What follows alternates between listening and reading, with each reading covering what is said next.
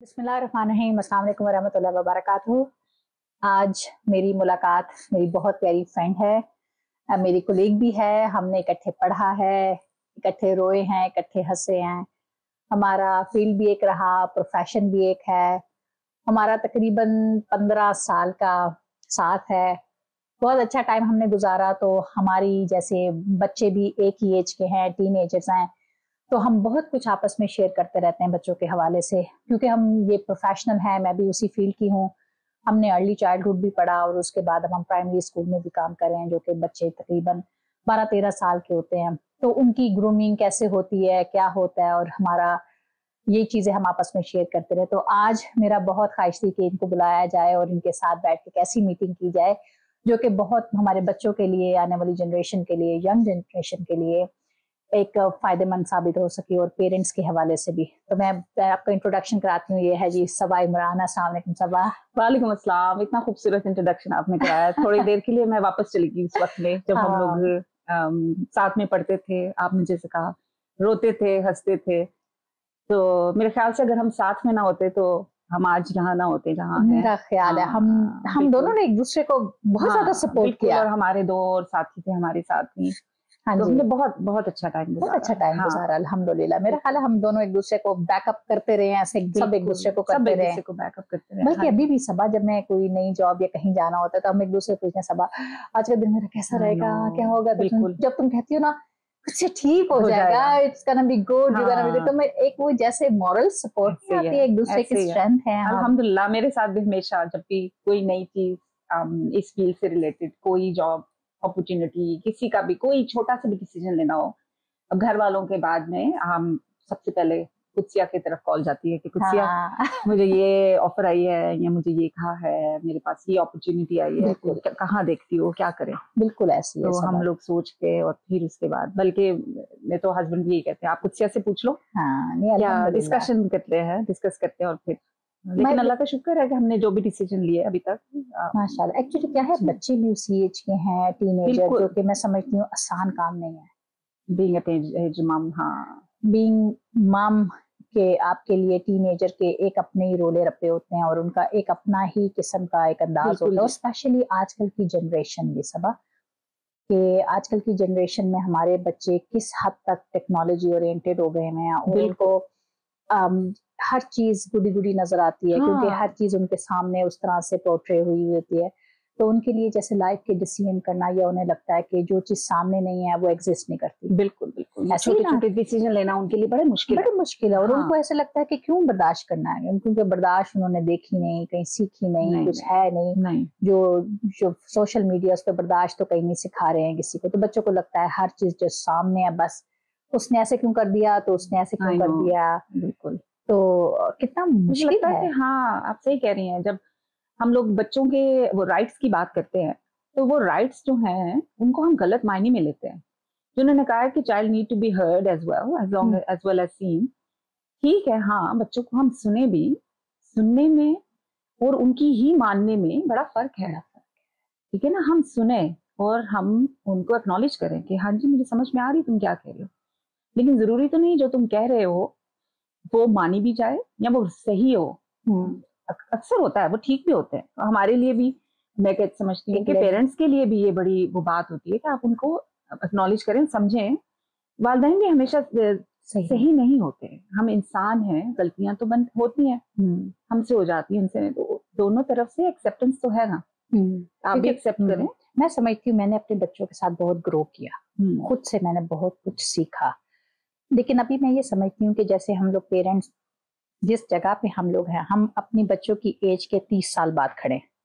ठीक है, हमारा बच्चा आज यहाँ खड़ा है, और जो वो हमें बता रहा है हम उसको 30 साल बाद की एक ऐनक से देखते हैं। ठीक है, हम कहते हैं ये कोई बात है करने वाली, ये कोई है बात करने वाली, इतनी फजूल सी बात पे तुम इतने परेशान। हम ये नहीं सोचते कि अगर हम अपने आप को उठा के यहाँ पे रखें, और ये वही बात है और इतनी ही मुश्किल है उनके लिए, क्योंकि उनके लिए इस टाइम का जो टाइम है वही है, वो 30 साल बाद नहीं सोच सकते। ये तो हमारी जॉब है कि हमने अपने आप को बैकवर्ड लेके आना, वो 30 साल बाद का नहीं सोच सकते हैं। तो बल्कि ऐसा बहुत सारी जगह पे हुआ, मैंने खुद बड़ा एक्सपीरियंस किया, मुझे खुद अपने आप को काफी ट्रेन करना पड़ा इस चीज के लिए। तो मुझे ऐसे लगा कि हाँ, जो थिंग्स अब बहुत मैस अप हो गई थी, हाँ। और मुझे बहुत कुछ बेटरमेंट की तरफ जाती हुई नजर आई जब मैंने अपना एटीट्यूड चेंज किया। तो कितना जरूरी है, आप बताएं कि माँ बाप के लिए, या स्पेशली माँ के लिए, क्योंकि वो बच्चों के साथ ज्यादा टाइम स्पेंड करनी, कितना जरूरी है बच्चों के लेवल पे आके बात सुनना और करना। ये बहुत प्यारी बात की आपने। मुझे लगता है कि माँ जो है वो सारा दिन, ठीक है हम वर्किंग वुमेन है, ठीक है, हम होता है कि हम भी बच्चे के साथ बाहर चली गई, वापस आ गई, हम भी बिजी थे, सारा दिन गुजारा, लेकिन बच्चे के लिए तो वो ये नहीं ना देख रहा कि मेरी माँ सारा दिन बाहर थी, वो काम करिए, वो थकी हुई है। जब बच्चा छोटा है तो उसके सामने तो माँ ही है ना, बिल्कुल है कि मैंने तो अपनी जरूरत उसी से पूरी करनी है। तो भाई मुझे नहीं पता कि आप कितनी थकी हुई हो, मैं तो घर आई हूँ आपके पास, ठीक है ना, मेरे कोई मसले हैं, मुश्किलें हैं, you are the first one, ठीक है ना। अब्बा जी जो हैं वो गए हुए हैं, बिल्कुल शाम में आएंगे, जो एक नॉर्मल एक हाउस होल्ड होता है वैसे ही होता है, ठीक है, हम लोग अब वक्त के साथ बदल गया है, लेकिन माँ के लिए ये भी एक बड़ा अहम किरदार है माँ का, कि वो आके, जैसे बाहर गई हैं तो आपने वर्क हैट पहन ली, जब घर आए तो एक मम्मी हैट पहन लो। हम औरतें तो बहुत सारी हैट्स पहनती हैं यहाँ पर, ठीक है ना। एक आपको जी, जैसे मैं जा रही हूँ काम पे तो मेरी टीचर हैट अलग है, ठीक है, मेरी फ्रेंड्स हैट अलग है, घर आई है तो एक मदर हैट हो गई है, फिर आपकी बीवी वाली हैट है, सर्वेंट वाली, वो मेड वाली हैट तो है ही है, वो तो हर वक्त वो तो चल रही है। तो जब आप जो सी भी हैट पहनते हैं आप उस जोन में चले जाते हैं, कैरेक्टर में, ठीक है ना। तो आप आए, माँ के लिए भी बहुत जरूरी है कि घर आके थोड़ा काम हो, रिलैक्स हो, जो कुछ आपको रिलैक्सिंग लगता है आप आए, बेशक सोफे पे बैठ जाएं, 5-10 मिनट कुछ ना करें, ठीक है, आप आए चाय का कप लेके बैठ जाए, लेकिन उसको रूटीन बनाए और बैठे बच्चों के साथ। अगर बच्चे आ गए हैं आपके आने पर तो अच्छा है, उनको भी अपने पास ही बिठा लें, चलो आओ बैठ जाओ। देखिए वो जो सोशल टाइम होता है, जो कि मैं समझती हूँ आजकल के जमाने में मिसिंग है। हमारे बच्चे सोशली कनेक्टेड नहीं है, टेक्नोलॉजिकली कनेक्टेड है, ठीक है, वो साथ भी बैठे होंगे तो एक दूसरे को ना रीले भेज रहे होंगे और फजूल सी चीजों पे हंस रहे होंगे, ये उनका सोशल सेटअप है। उनको किसी के साथ बैठ के बिहेव करना, उसी को एक्नॉलेज करना, उसकी गलत बातों को बर्दाश्त करना, ये हमारे बच्चों को नहीं आता।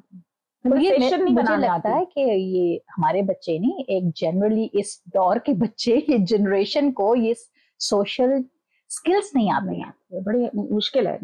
जॉब के लिए अप्लाई करना, आप जा रहे हैं तो आपको एक एंजाइटी हो रही है कि मेरा आज इंटरव्यू है, मैं क्या करूंगी, मैंने आज फलाने से मिलने जाना है, मतलब कि मेरी यूनी फ्रेंड्स नहीं बन रही हैं, इसलिए कि मुझे समझ नहीं आ रही मैंने इंटरेक्ट करना है कैसे, इसलिए कि वो बिल्ड ही नहीं हो रहा, घर से भी नहीं बिल्ड हो रहा है, क्योंकि हम लोग इन चीजों को अलाउ कर रहे हैं कि चलो आप आए हो, मैं भी थकी हुई हूँ, आप भी थकी, चलो आप अपना फोन पकड़ो, मैं अपना बैठी हूँ, तो किसी को एक दूसरे को कोई बॉदर नहीं करे, और हम लोग बस लगे हैं, और वही हमें लग रहा है कि रिलैक्सिंग टाइम। मैंने जैसे सब सोशली बहुत सफर किया अपनी सारी लाइफ में, मैं ना सोशली कभी अच्छी नहीं थी, मुझे लगता था मैं इंतहाई बोरिंग किस्म की इंसान हूँ जिसके साथ कोई फ्रेंडशिप नहीं बनाता, या मुझे लगता था मैं बहुत ही अजीब किस्म की हूँ।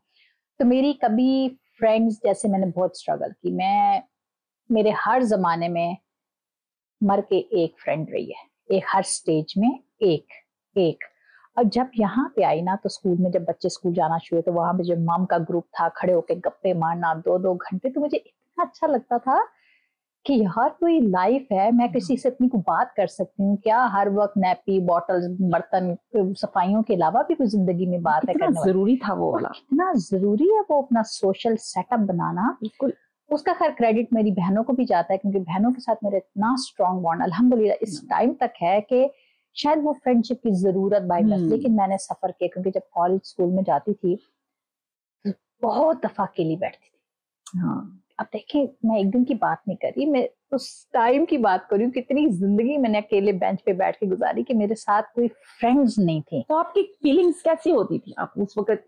आप कुछ लोग देख के कहते हैं कि ये तो बहुत प्राउड है, किसी से मिलती नहीं है, किसी ने पूछा कि आप मुझे एक दफा हमारी क्लास में ना, ऐसी जनरली मैं मैट्रिक में थी तो बात हो रही थी, कुछ फ्रेंड्स बैठी ना, तो एक दूसरे को जज करेंगे तुम कैसी, तो मुझे देख के कहती ये तो इतनी प्राउड और इतनी बदतमीज लड़की लगती है ना, तो मैं इतना हंसी।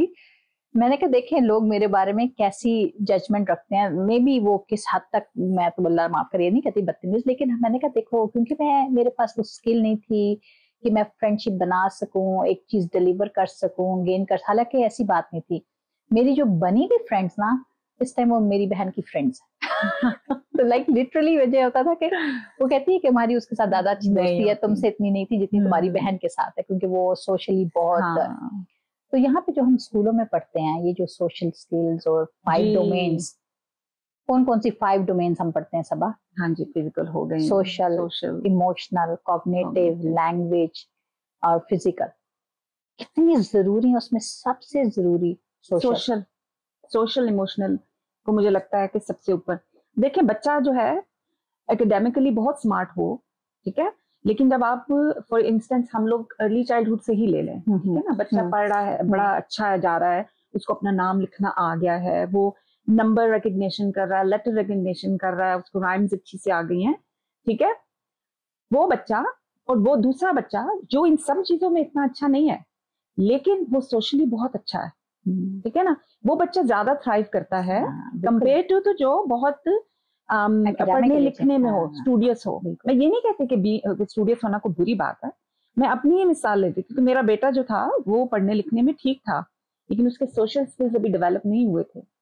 तो इसकी टीचर ने मुझे कहा था कि इसको 1 साल और आप प्री स्कूल में दे दें, तो ये उससे बहुत इसका फायदा होगा। उस वक्त थोड़ा सा मेरे और मेरे हस्बैंड के बीच में हुआ कि नहीं, it's time to put him in the proper school. तो क्योंकि मैं पढ़ रही थी उस वक्त अर्ली चाइल्डहुड एजुकेशन, मैं शायद मेरे ख्याल से डिग्री स्टार्ट कर ली थी मैंने, तो मुझे अंदाजा था कि कितना जरूरी है इसका सोशली डेवलप होना। तो मैंने उसको 1 साल रखा, मैं आज तक रिग्रेट नहीं करती। मुझे लगता है कि वो 1 साल रखना उसके लिए जरूरी था। तो कहने का मतलब ये है कि सोशल स्किल्स होना बहुत जरूरी है। आपके इमोशनली भी अच्छे डेवलप होते हैं, आप अपनी ओपनली आप अपनी लोगों में घिलते मिलते हैं। ऐसे है। और सबा खुश होना कितना जरूरी है बच्चों के लिए। मैं कहती हूँ बच्चों का चाइल्डहुड का क्या मतलब है कि उन्हें किसी किस्म का फिक्र न पाकर और वो इंजॉय करे अपनी लाइफ को, ये कितना जरूरी। जब मेरी बेटी जाती थी ना वो प्री स्कूल में, फातिमा छोटी, तो वहां पे ना वो था मॉन्टेसरी था, तो मॉन्टेसरी थोड़ा स्ट्रक्चर्ड होता है। तो वहां पे उसकी टीचर कहती है कि look Mrs Chaudhary, this is the curriculum, this is this is that, these are all the letters and alphabets, you need to teach her this. मैंने कहा look, can you please stop, as far as my daughter is happy here, I don't even care. I don't even care. ये सारी चीजें उसने जिंदगी में सीख लेनी है, सारी जिंदगी ABCD सीख लेनी है। मेरे लिए सबसे ज्यादा जरूरी है मेरे बच्चे हैप्पी, खुश, कंटेंट, कि उनकी शक्लें ना बनी हो। जैसे हम कहते हैं बच्चों में डिप्रेशन हो गया, बच्चों में एंजाइटी होगी, सभा मुझे तो देख के उन बच्चों को तकलीफ होती है जो बच्चे किंडरगार्टन में या ईयर 1 में या 2 में इस तरह के बच्चे आते हैं जो कि एंटी डिप्रेसेंट लेते हैं। बच्चे जी, बच्चे को एंजाइटी है, बच्चे मैं कहती हूँ एंजाइटी, बच्चों में एंजाइटी, चलो हम में तो हो, हम तो फेस भी करते हैं, बहुत सारी फेजेस से गुजरते हैं। बच्चों में एंजाइटी का क्या कॉन्सेप्ट है? बस वो मम से ट्रांसफर होती है, जेनेटिक्स। जब मम जो है वो खुश नहीं होगी, वो एंजाइटी पेशेंट होगी, डिप्रेस्ड रहेगी, ठीक है, वो वाली चीजें वो वूम में बच्चे को भी ट्रांसफर हो रही होती है। बिल्कुल ऐसी है ना, मुझे करेक्ट करें अगर कोई सुन रहा है और प्रोफेशनल, अगर ऐसी बात नहीं है, लेकिन मुझे लगता है कि बहुत जरूरी है कि जब आप एक्सपेक्ट कर रही हैं एक प्रेग्नेंट वुमेन के लिए कि उसको ना सिर्फ अच्छे खाने प्रोवाइड किए जाए, उसको जो उसकी इर्द गिर्द की एनवायरनमेंट है ना तो कितना हेल्दी, वो भी स्ट्रेस फ्री होनी चाहिए। एक हेल्थी एनवायरनमेंट में उसको जो चीज बुरी लगती है, ठीक है, आपको वो आप बड़े फेजेस से गुजर रहे होते हैं, ये समझना बहुत जरूरी है कि औरत जो है मेंटल स्ट्रेस एक ट्रॉमा से गुजर रही होती है, उसकी बॉडी चेंज हो रही है, उसको खुद नहीं समझ आ रही है हार्मोन्स कितने चेंज कर रहे हैं, उसको क्या क्या मूड स्विंग्स आ रहे हैं। फिर उसके बाद जब बच्चा पैदा हो जाता है, postnatal depression is a big thing, जिसपे हमारे कल्चर में बहुत कम बात होती है। वो डिप्रेशन आप बच्चे में पास ऑन कर रहे हैं, आप उसको फीड करा रहे हैं, 7 माह रो रही है, वो स्ट्रेस कितना उसमें जा रहा है बच्चे में, बच्चा सेंस कर रहा है कि हैप्पीनेस किधर है, है ना। तो ये चीजें तो फिर उसके इर्द गिर्द लोगों को बतानी भी चाहिए। सब इन कंट्रीज में बहुत ज्यादा पोस्टनेटल डिप्रेशन इसलिए बहुत ज्यादा, ना इधर माँ बैठी है, ना आपकी कोई और बैठा है, ना कोई आपके साथ बहन, ना भाई, कोई ऐसा बंदा नहीं बैठा जो आपको एक पानी का गिलास पकड़ा। सपोर्ट नेटवर्क कम है ना, है ही नहीं। लिटरली हस्बैंड चला गया जॉब पे, अब आप बाय योरसेल्फ है, बेबी के साथ जिए मरे जो भी है, लाइक जो भी कंट्रीब्यूशन, जो भी कम्युनिकेशन है वो फोन पे है मियाँ के साथ, वो आपको फिजिकली प्रेजेंस नहीं है आपके साथ। मुझे तो ये होता था कि पानी का ग्लास पकड़ना होता था और मैं वो रो रही होती थी, या बाथरूम जाना एक मुसीबत बन गया होता था कि कितने हम वो फेजेस से गुजर के, ये तो जब तक हमने पढ़ा नहीं तब तक समझ नहीं आया कि ये वो चीजें थी जो हम, ये डिप्रेशन था, पोस्टनेटल डिप्रेशन था हमारे अंदर। बिल्कुल। अब वो जो स्ट्रेस बॉडी, जैसे मैं कितनी दफा डॉक्टर के पास गई तो मैंने ये मसल्स वगैरह चेक कर, तो मुझे डॉक्टर ने कहा कि आपकी मसल्स में स्ट्रेस है। मसल में स्ट्रेस मेरे लिए टर्मिनोलॉजी नहीं होती कि मसल में भी स्ट्रेस होता है। कहते हैं आपके मसल्स में बहुत ज्यादा स्ट्रेस है, सारे वो जैसे बिल्कुल जकड़े हुए आपके मसल्स हैं, हिलते नहीं है, मूव नहीं कर रहे। तो मैं कह रही थी कि इसका इलाज अपने क्या, मेरे पास तो कोई इलाज नहीं है इसका। लेकिन समहाउ ये सोशल नेटवर्क पाकिस्तान में, जब लड़कियां चली जाती हैं अम्मी के घर, मेके चली जाती हैं या मेका इधर आ जाता है, आपको नहीं लगता कि एक बहुत बड़ी नेमत की है? बिल्कुल। आपके फिर लोग फिर रहे हैं, आपको सुबह उठ के खाना मिल रहा है। मुझे याद है मेरी बड़ी बेटी पाकिस्तान में हुई तो सुबह उठ के मेरी जेठानी है, मेरी नंद बहन, अम्मी, मेरी सास, माशाल्लाह सब लोग इतने थे, आपको इतना अच्छा वो ट्रीट कर रहे हैं कि भी बेबी हुआ है, इसको खाना दे दो, ठीक है ना, इसको चलो दबा दो, चलो अब मैं बेबी को देख लेती हूँ, तुम आराम कर लो। वो उस वक्त तो आपको नहीं फील हो रहा होता कि, लेकिन ये इतना बड़ा है कि बेबी भी रिलैक्स है, आप उसको स्ट्रेस नहीं कर रहे और आप खुद भी थोड़े तसल्ली में है कि भाई मुझे खुद को ही नहीं सब देखना। जब यहाँ पे आके मेरी दूसरी बेटी हुई, बिल्कुल ऑपोजिट था।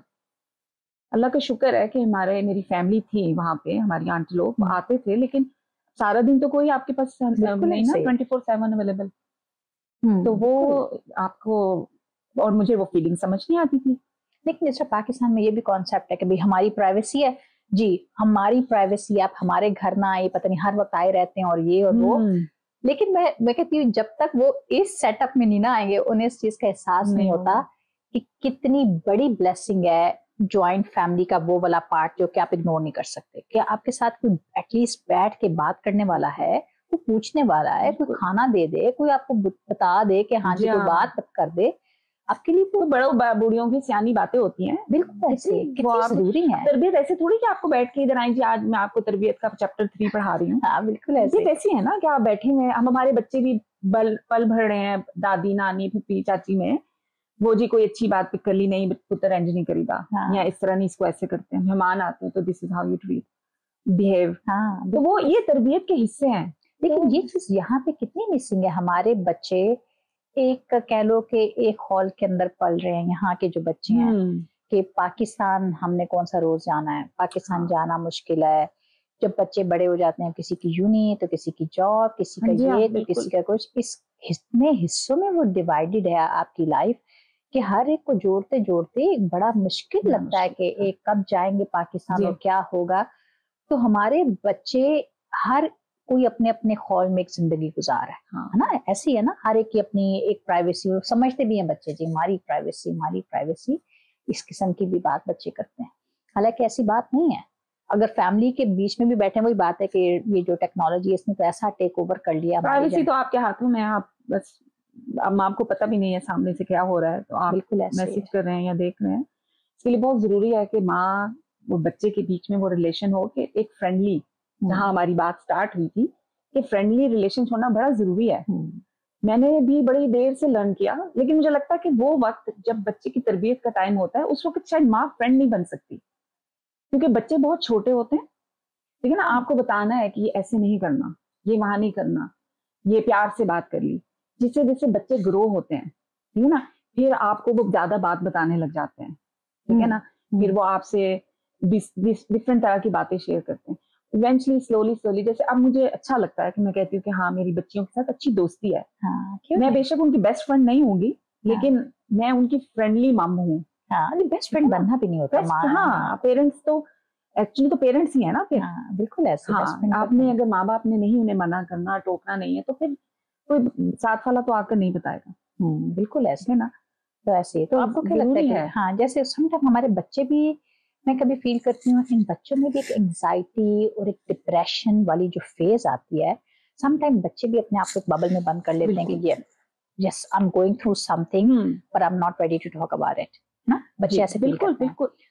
तो जब वो यूं करते हैं तो जैसे मुझे होता है कि बच्चे अपने आप को एक्सप्रेस करें ताकि वो फीलिंग हम आपस में शेयर कर सकते हैं, उसकी जो इंटेंसिटी है वो कम हो।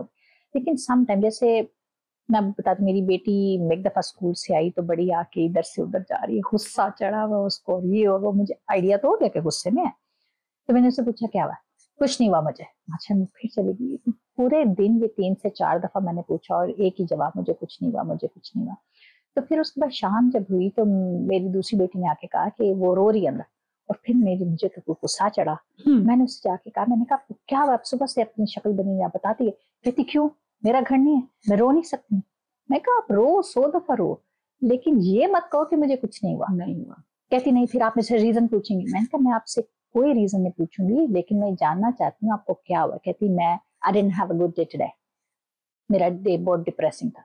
मैं कहा बस ये बात है, डिप्रेसिंग था। मैंने उसको प्यार के कहती अब आप रीजन नहीं पूछेंगी किस वजह से। मैं नहीं, मैंने रीजन नहीं पूछनी, मैंने ये पूछना है कि आपको क्या हुआ, अपनी फीलिंग का नाम बताओ। कहती हाँ मेरा दिन अच्छा नहीं था, मैं वेरी डिप्रेस हुई हूँ आज स्कूल में, और मैं बहुत डिसअपॉइंटेड थी।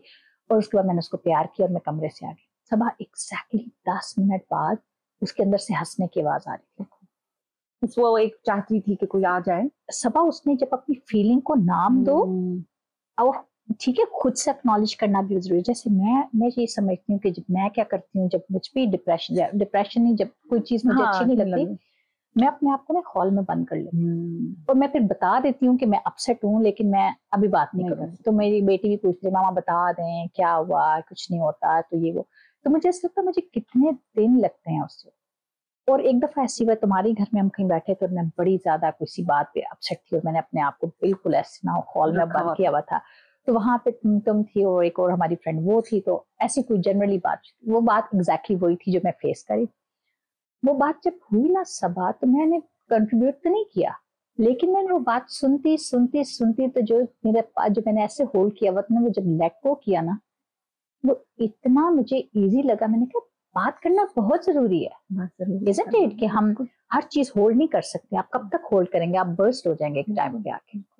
तो ये बच्चियों के लिए समझाना, उनको स्पेस देना भी जरूरी है, ये भी तो बहुत जरूरी है। मैं ये पूछना चाहूंगी कि आपके वाले साहब माशाल्लाह वासिफ अली वासी साहब, वो ऐसे मौके पे कैसे, जैसे आप जाहिर है आप भी फ्रस्ट्रेट होती होंगी वाले साहब के सामने, आप भी कभी टैंट्रम शो कर दिया, तो being Wasif Ali Wasif, how did he, मैं आपको बताती हूँ कि अब्बू ने एक डिप्रेशन का पूरा एक मजमून लिखा हुआ, बहुत ही ऑथेंटिक और बहुत ही मजेदार। और अब्बू ने सीधा सिंपल एक सेंटेंस में, डिप्रेशन क्या है, आपकी मर्जी और अल्लाह की मर्जी में फर्क का नाम डिप्रेशन होना।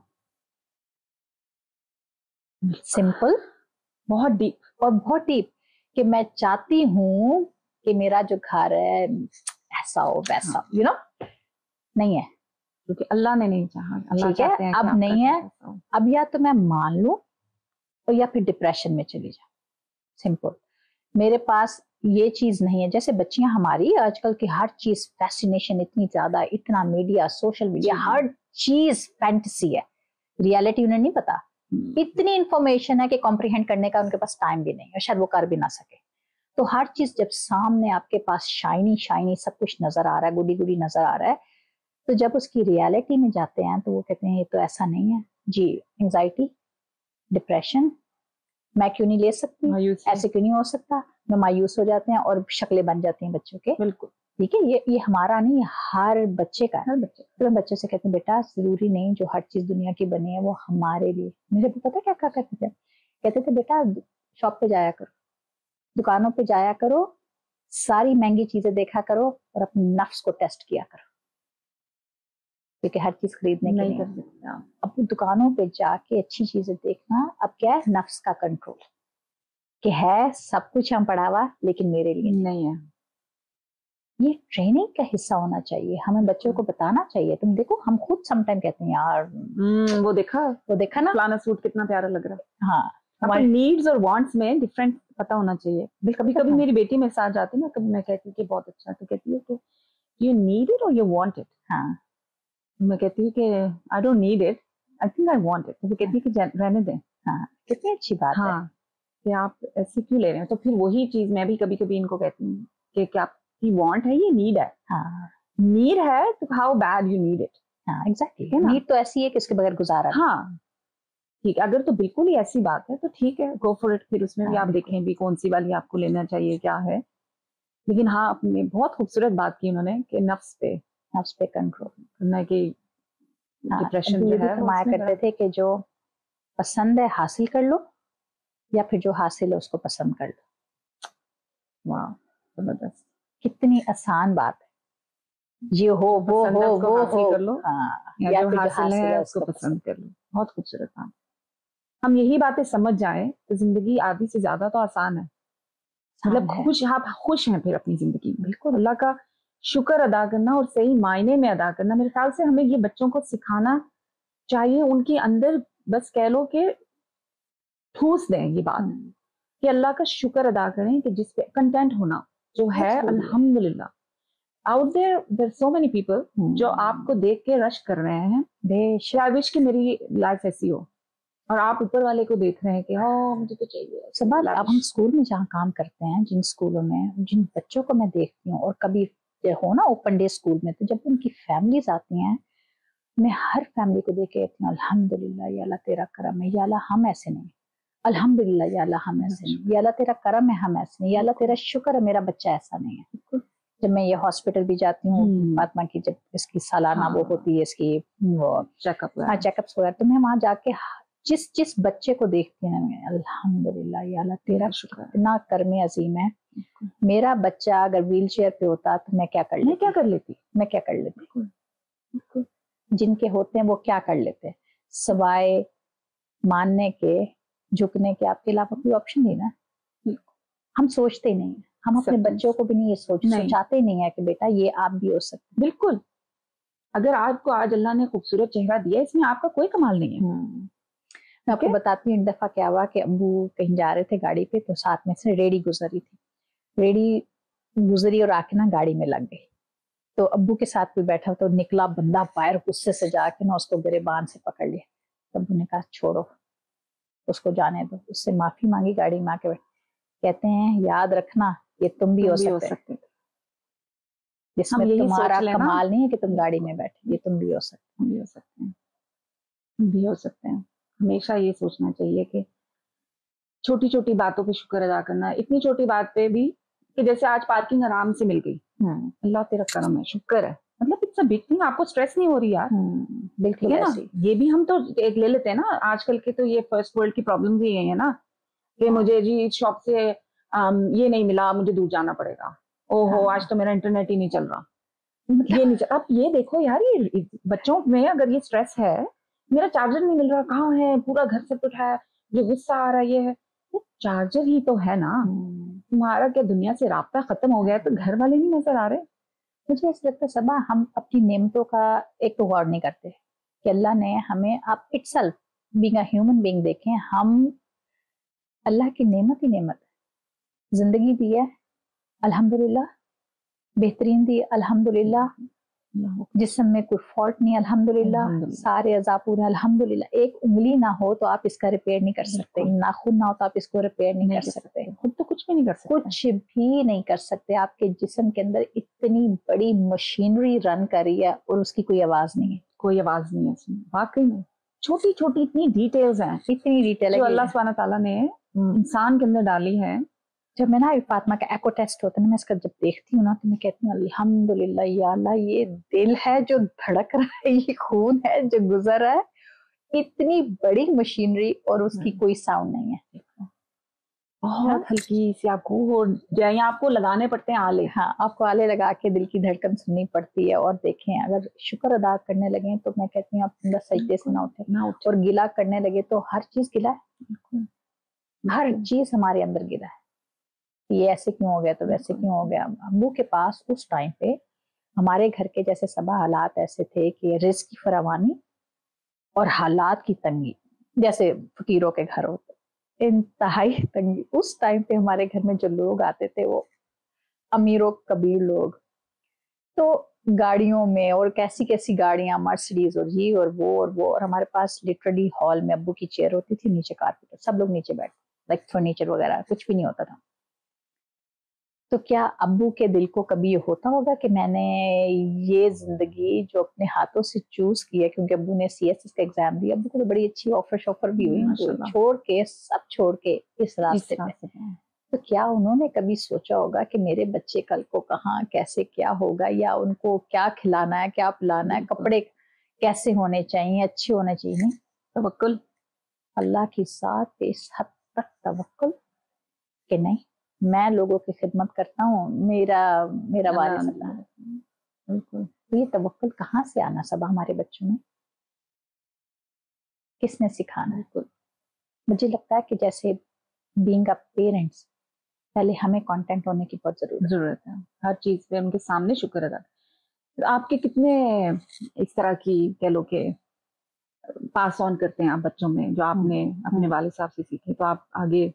जैसे मैं बच्चों के साथ, जैसे मैं ये समझती हूँ जो पेरेंट्स होते हैं ना सबा, वो कोई जैसे करना, तुमने कहा कि बैठ के लेसन डिलीवर नहीं करे कि पेरेंटिंग का चैप्टर नंबर 5 हमने पढ़ना। आप चलते फिरते एक रिफ्लेक्शन है, तुम अपने माँ बाप का रिफ्लेक्शन हो, और जो तुम कर रही हो बच्चे वो बेसिकली परसीव नहीं, शायद वो अब्सॉर्ब करते हैं। कुछ अरसे के बाद जैसे मैंने तुम्हें फोन किया, मैंने कहा ये भाई घर पे, तुमने कहा नहीं अब्दुल्ला, मतलब आपकी आवाजें सिंक्रोनाइज कर देती, इस हद तक एक जैसी हो जाती है कि आपको पता नहीं चलता कि बाप बोल रहा है या बेटा बोल रहा है। ऐसे है कभी कभी आप बोल रहे होते हैं, लगता है कि ये तो मेरी माँ की जुबान है। कभी मैं बहन से या भाई से कोई बात ऐसी करूँ ना तो कहते हैं बिल्कुल अम्मी की तरह, बिल्कुल अम्मी की तरह। हाँ अम्मी भी ऐसी करती है। मुझे तो ऐसे लगता है मैं तो अम्मी ही हूँ ना, मेरी तो खांसी भी अम्मी की जैसी है, मेरी छींके भी अम्मी की जैसे हैं। और एक दफा मेरी ना बाजी आई यहाँ पे, मेरी काजन है, तो मेरे पास आके कहती, कुत्सिया तुम तो बनी बनाई भाभी हो।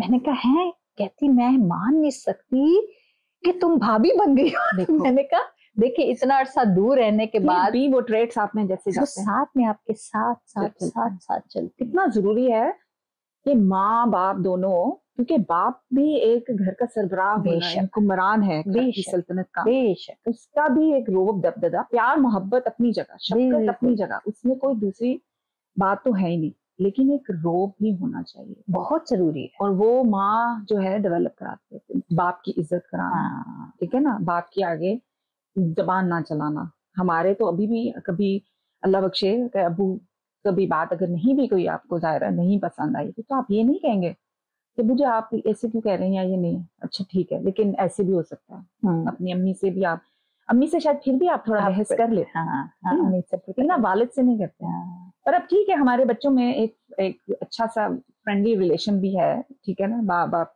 अच्छे से आप वो कर लेते हैं, लेकिन फिर भी जहाँ थोड़ी बाउंड्री क्रॉस होने लगे वहां स्टॉप लगा दें आप, बिल्कुल उधर ही फुल स्टॉप लगा देंगे, इससे आगे नहीं जाना। बिल्कुल ऐसे, वो माँ का काम है। हाँ देखिए मैं ये भी समझती हूँ, अगर माँ चाहे ना, माँ के लिए बहुत आसान है बच्चों को बाप से मुतनफर करना, बिल्कुल, क्योंकि बाप तो सारा दिन घर पे नहीं, ठीक है, वो इजीली कह सकते तुम्हारा बाप जो है ना वो ये बच्चे कहेंगे ठीक है जी, मेरा तो बाप ऐसे ही है, मेरा तो बाप ऐसे ही है, बहुत ईजी है। और माँ के लिए उतना ही आसान है बच्चों के दिल में बाप की मोहब्बत करनी। बेटा आपके बाबा लेके आए, आपके बाबा लेके आए, आपके बाबा ये कह रहे थे, हाँ ये कह रहे थे, सारा दिन बेचारे काम करते हैं, इतनी मेहनत करते हैं आप लोगों के लिए, ये करते हैं, जरा सी बच्चों के अंदर वो माँ ने ही डालनी, क्योंकि बच्चों का इंटरेक्शन बाप के साथ बहुत कम होता है। बेचारे रात को आए काम से थके हुए, अब उन्होंने खाना शाना खाया, थोड़ा 2-4 मिनट स्पेंड किया और बेचारों ने जाके, ऑब्वियसली ह्यूमन बीइंग आपने फिर सोना ही, ठीक है, अगले दिन के लिए फिर तैयार। तो हमारे घर में भी ऐसे ही होता था, अब्बू का हमारे साथ फिजिकली कांटेक्ट या बैठ के इंटरेक्शन बहुत कम होता था। हम दोपहर का खाना जरूर इकट्ठे खाते थे, उसमें जो बातें शायद, वैसे ही हमारा बचपन था, भागना दौड़ना ये वो लेकिन वो जो था बैठ के, और ज्यादातर चीजें हमें अम्मी से सुनने को मिलती, अब्बू लेके आए हैं, अब्बू ने ये कहा है, अब्बू ने ऐसे कहा, अब्बू ने ये, या फिर अब्बू आएंगे तो अब्बू को पता चलेगा तो अब्बू नाराज होंगे, ऐसे नहीं करो तो वैसे नहीं करो, बिल्कुल ठीक है। हाँ लेकिन ये डराना कि अब्बू आएंगे ना तो अब्बू ने तो मार I know. वो बड़ी गलत बात होती है। हाँ। ये वही बात है कि जैसे हम बच्चों में, हमारे जमाने के बच्चों में कहते थे अल्लाह ताला नाराज होते हैं, ऐसे नहीं करो, अल्लाह नाराज, हम अल्लाह के गजब का जिक्र कर रहे हैं, व्हाई नॉट बी सेइंग अल्लाह ताला को ये पसंद है। हाँ। कहना कि ये चीज हराम हराम हराम, हाँ। ये कहना कि हाँ ये अलाउड है। हाँ। आप ये देखें कि कितनी चीजें हमें अलाउड है, इतना आसान है। अब मैंने जब यहाँ पे अपने बच्ची को, बड़ी बेटी को, यहाँ पे वो है मदरसा दार आयशा, वहां डाला, तो मुझे अंदाजा हुआ कि वो इतने फ्रेंडली वे में आपको रिलीजन सिखा रहे हैं, अल्लाह की रहमत बता रहे हैं, डूज पे ज्यादा फोकस कर रहे हैं बजाय इस पे कि डोर्स, क्योंकि हम नेगेटिव चीजों पे कहेंगे अच्छा अल्लाह ताला तो इसमें भी नाराज है, अल्लाह तो ऐसे भी नाराज है, हाँ। हर गल पे नाराज है, मतलब अल्लाह को पाओ तो अल्लाह काम को ही आप कोई डर नहीं रहे है। हैं ना, आप अल्लाह की आपसे मोहब्बत कहाँ पैदा हो रही है, खौफ पैदा हो रहा है ना। बिल्कुल ऐसे तो वही हम बाप के भी कहते हैं, अब्बू आज ही आएंगे ना 10 आएंगे, अब्बा जी आएंगे ये करेंगे, अब्बू आएंगे तो ये करेंगे। ये भी तो कहे ना कि बेटा आपके अब्बू ने ये किया तो आप उसको मतलब आप अप्रिशिएट करें, या आप अब्बू आप पे बड़ा वो खुश हो रहे थे, आप अब्बू ने कह दिया कोई बात नहीं, आपके अब्बू हैं कह सकते हैं, यू नो, तो it makes a big difference. बहुत ज्यादा है। बल्कि मैं पिछले दिनों मेरी बेटी ने कहा कि मैंने पढ़ने के लिए ना जर्मनी जाना है, तो ये वो, तो मैंने उससे स्ट्रेट पे वहीं पे बात बिल्कुल कट, नहीं जाना, सवाल ही पैदा नहीं होता कि तुम और पढ़ने के लिए यहाँ जाओगी अकेले। सब मामा मैंने स्कूल के साथ जाना, मामा ये मामा। अच्छा उसको ना पूरा साल लगा सबा। वो कहती थी मैं बाबा से बात करूंगी। मैंने कहा बाबा से बात करोगी, बाबा ने काम मानना है पहले, मतलब मैं नहीं मान रही हूं तो फर्स्ट स्टेप तो क्रॉस करो। मैं ही नहीं मान रही तो बाबा का मान। अच्छा वो काफी अरसा हमारी जैसी ये टसल सी रही, और वो फ्रस्ट्रेशन जैसे उसको होता था कि क्या मां पूरी दुनिया जाती है, क्या एक शादी ऑप्शन रह गया, मैं शादी करके कहीं जा सकूंगी, मैं पढ़ने कहीं नहीं जा सकती। इसने एक दिन वो 6-7 महीने गुजरे और इसने मुझे कहा कि मैंने अपनी फ्रेंड से बात की, वो भी जाना चाहती है, आज मैंने बाबा से पूछ ही लेना। मैं को मर्जी है तुम्हारी, अगर तुम्हारी हिम्मत। इसने बाबा से कहा बाबा जी वो ना मैं पढ़ने के लिए जाना चाहती हूँ जर्मनी, वो 3 वीक का प्लान है। तो कहते वाओ कितनी अच्छी बात है, तुम वहां जाओगी, वहां चाचू होंगे, वो चाचू तुम्हारे पास आके वो तुम्हें मिल लेंगे। और इन्होंने फौरन आजम भाई को फोन मिला दिया, ओ अस्का आएगी तो एज होएगा तो उंज होएगा तो तुसी मिल लेना। तो इतने खुश, इतने खुश। और अस्का ना मुझे ऐसे ना जैसे क्वेश्चन मार्क नजरों से देख रही कि वो 6 महीने आपने मुझे बात भी नहीं करने दी, आपने मुझे बात भी नहीं करनी। तो बाप का पर्सपेक्टिव, बाप किसी और लेवल पे अपने बच्चों को देख रहा होता है। उनको होता है कि हमारे बच्चे एक, हम उन पे ट्रस्ट करते हैं, हम उन्हें और तरह से रेस कर रहे हैं उनको। आजकल का वो, जैसे मैंने भाईजान से भी बात की, भाईजान कहता है आजकल तो कुछ है वो जमाना नहीं रह गया कि बच्चों को एक हॉल में बंद नहीं। इतना एक्सपोजर है बच्चों का, इतना एक्सपोजर है बच्चों को, राइट एंड रॉन्ग बता दें, आगे उन्हें थोड़ी एफर्ट करना। बिल्कुल बिल्कुल। मैं एक दफा किसी का लेक्चर सुन रही थी, एक स्कॉलर हैं, तो वो ये कह रहे थे कि 16 साल तक के, 15-16 साल तक के बच्चे आपके बच्चे हैं, जब बड़े होने लग जाएं, बच्चे तो आपके ही हैं लेकिन डिसीजन उनको करने के इजाजत ज्यादा होनी चाहिए। उनको छोड़ दो, गलत और सीधे का रास्ता आपने दिखा दिया इन 15-16 सालों में, अब उनको जाने दो और उनको डिसीजन करो, और इस बात को एक्सेप्ट करो कि अब बच्चे हैं, अपना डिसीजन लेंगे। देखिए हम लोग जब तक समझते नहीं है ना कि अब बच्चे अपना डिसीजन खुद लेने के काबिल हो गए, हम उनको बाउंड करके रखते हैं। It's very hard to let go for a mom.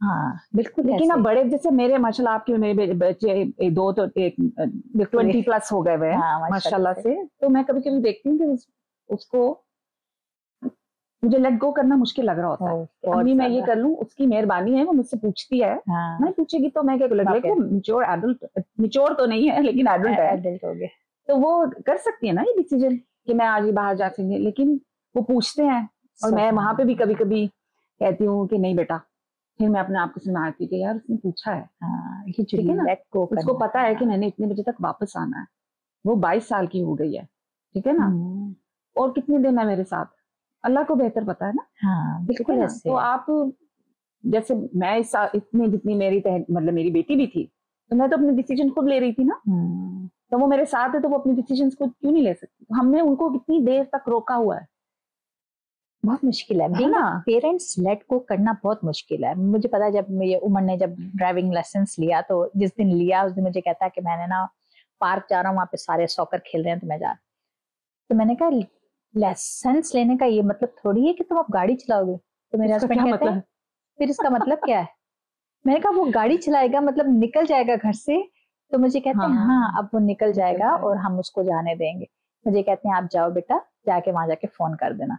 और मैं बाहर खड़े होके ना परेशान, और आंखों में मेरे आंसू के, सो हार्ड फॉर मी कि लेट गो करना चीजों को, लेकिन सबा ये लेट गो करना होता है और ये होना ही होता है। जितनी जल्द आप समझ जाओ ना, अगर तुम उस वक्त कहती कि लड़ाई कर दो, नहीं जाना ही जाना नहीं है, तो फिर क्या होता, है वो इवेंचुअली वो फिर बच्चे वही होते हैं ना, छुप छुप के कर लेते हैं।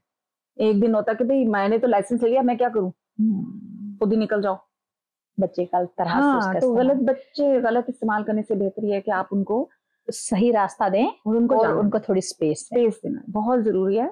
बिल्कुल ऐसे ही माशाल्लाह, नो परफेक्ट पेरेंटिंग स्टाइल। हाँ बिल्कुल, थोड़ा सा स्पेस दें सबा। ठीक है, एक सेकंड मैं जरा उठ के देखूं कितना टाइम हो गया। मुझे लगता है 39 ओह माय गुडनेस। अच्छा, थैंक यू सो मच सबा, आप बहुत अच्छा लगा माशाल्लाह से। मुझे लगता है कि इसका पार्ट 2 भी जरूर होना चाहिए। बिल्कुल, मुझे लगता है कि बहुत सारी बातें हैं, पार्ट 2, 3, 4 कितने हो जाएंगे, और हम लोग देखे ना डिसअपॉइंटमेंट, डिप्रेशन से लेकर कहाँ चले गए। हाँ, और बड़ी खूबसूरत बातें मुझे ऐसे लगा आपने। कि मेरे दिल की सारी बातें हुई हैं कि जो मैं बच्चों के हिसाब से फील करती हूँ माशाल्लाह से। नहीं, और तुम्हारा बहुत शुक्रिया, अब्बू की कितनी बातें आपने जिक्र की, तो अच्छा लगा, बहुत अच्छा लगता है। वो कहते हैं ना कि वर्ड्स ऑफ विजडम, किसी की सुने 2-3 बातें बड़ी अच्छी लगी, और इंशाल्लाह दोबारा फिर मुलाकात होगी। बहुत बहुत शुक्रिया, इंशाल्लाह जरूर मुलाकात होगी। Thank you so much. तो इंशाल्लाह अगली महफिल में आपसे जरूर मुलाकात होगी और एक्सपीरियंसेस के साथ। अगर आपको कोई टॉपिक हो तो हम जरूर शेयर करना चाहेंगे। थैंक यू सो मच, जज़ाकल्लाह खैर, अल्लाह हाफिज।